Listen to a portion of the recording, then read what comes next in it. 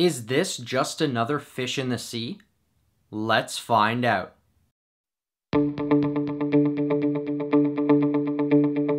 Hello Fanatics, I'm Dylan Phillips and this is the Film Fanatic Review bringing you Fishbowl, California, starring Steve Olson, Katherine Cortez, and Jenna Willis. First, we'll tell you what the movie is about and our initial thoughts. Then we'll move on to our spoiler-free likes and dislikes. We'll finish up with some spoiler-heavy thoughts on this film and our final word. Fishbowl, California follows the story of a homeless and jobless man struggling to find purpose in life, who is brought in by a drunk ailing widow as the two form an unlikely bond. Overall, I was delightfully surprised by this film. Indie films can really be a hit or miss, and this one is definitely a hit. For what I liked about this film, let's start off with the story. At its core, this is a very relatable story, as it deals with the themes of hopelessness through two different perspectives. At its core, this is a very relatable story, as it deals with the theme of hopelessness through two different perspectives. Through June, it explores this theme by showing how hopelessness can cause someone to spiral into depression.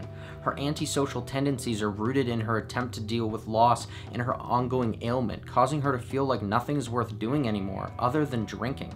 Meanwhile, Rodney's hopelessness is seen through his life's downward spiral caused by a lot of bad luck. Jobless, homeless, and newly single, Rodney is an average guy who tries to do good but has life constantly pushing him down.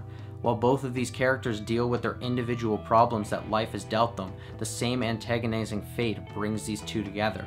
What transpires is a smart, genuine, and funny script thanks to the direction and the performances. First-time director Michael A. MacRae creates a great immersive atmosphere in this film that borders between the look of an indie film and a blockbuster. This is further accented by the cast who, thanks to their unfamiliar faces, are not hindered by their previous work. Each actor plays an integral role in this story, which makes this ensemble an important part of this film's success. The performances, lead or supporting, all bring something unique to the table and further accent the zany tone of this story. The two biggest standouts were definitely the leads Steve Olson and Katherine Cortez.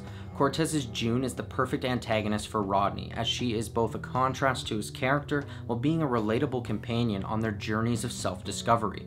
She feels a lot like Frances McDormand in 3 Billboards, with a little less vengeance and a lot more cynicism. Meanwhile, Steve Olson is the film. He is extremely relatable, using his natural charisma and great comedic timing to play into his deadpan style of humor. No matter what he is doing, it's hard not to get invested in Rodney's actions thanks to Olson's performance. And that's where I'll end our spoiler-free thoughts on this film. If you want to hear our final word or rating of this film, pause now and click the link in the description, because now it's time for spoilers. I don't want to talk about too many spoilers for this movie because I think that you should go into it blind, but I will say that the comedy is quite witty, seen in the joke of Rodney naming his fish sushi. I thought that was a great, underappreciated joke. And the best scenes to me were the interview, the car coffee debacle, any convenience store scene, and the conclusion. So, with the thoughts heard, here's our final word. Fishbowl, California is a heartfelt, charming indie dramedy that is anything but indie. It feels like a blockbuster with a story that is smart and filled with witty humor, genuine moments, and some very relatable themes and perspectives.